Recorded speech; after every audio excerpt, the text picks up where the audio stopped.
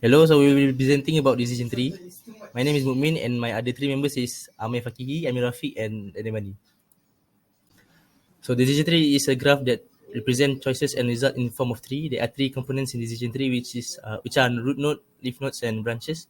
Both root and leaf contain questions that need to be answered and branches show the flow from question to answer. So for the first part is ID3, which is known as iterative dichotomizer tree. It divides features into two or more groups at each step and uses a top-down greedy approach to build a decision tree. It starts building the tree from the top and it will select the best feature at each iteration. So for the advantages of this ID3, it is inexpensive to construct and easy to handle redundant or irrelevant attributes. For the disadvantages, size of the decision tree could be extremely large and it does not take into account interactions between attributes. And each decision boundary involves only a single. So for the second one is C4.5, it builds decision trees from a set of training data in the same way as ID3. It chooses the most effective attribute that splits samples into subsets. The advantages is decision trees produced are small and simple to understand and the source code is readily available. For the disadvantages, it is slower in terms of processing speed and in memorization it is inefficient and relatively bigger than other C algorithm. I will present about CAD. CAD is class and regression tree. It starts with the training set as a root node. The Each node will be calculated to find the Gini index that be used to split the nodes, and the process will be repeated until the nodes can't be split anymore. Now I will be explain about Mars. Mars is multivariate adaptive regression splines.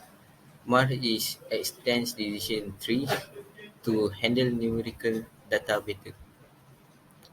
Mars used to predict continuous numerical target variable. Mars are different than linear regression. In Mars, it has two stages, which are forward stage and backward stage. Now is a begging decision tree. It is a bootstrap aggregation. It builds different models using sample subset and then aggregating the predictions of the different models to reduce variance. It has two steps, which is bootstrapping and aggregation. The advantages is first, the variance of the model is reduced, and second, multiple trees can be trained simultaneously. The disadvantage is if one feature is the strongest predictor and it has more impact on the target variable means, all the trees built on different bootstrap samples will have done split based on that strongest predictor first. So all the trees trained on different bootstrap samples will be correlated. So it won't reduce the variance of the model. Now is the random forest decision tree. It is a collection of decision trees. Each tree casts a vote for the prediction. Ways of random forest reduce variance is by training on different samples of the data and using a random subset of features.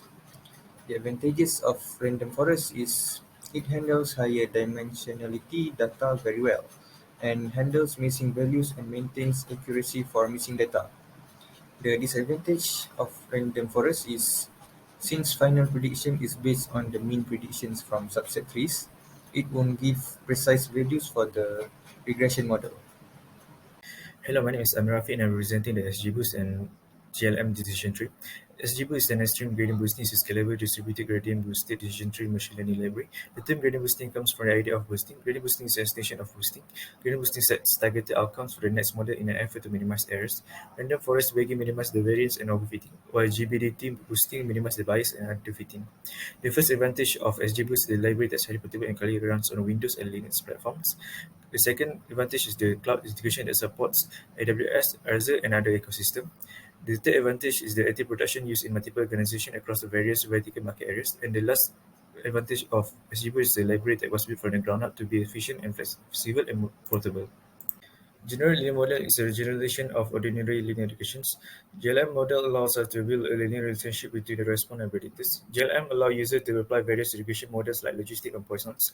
The first advantage of GLM is the response variable can have any form of exponential distribution types. The second advantage is able to deal with categorical predictors. And the third advantage is relatively easy to interpret and allow user a clear understanding of how each predictors are influencing the outcomes. The last advantage is the less susceptible to overfitting than, for example, CTA or Mars algorithms. That's all from us. Thank you.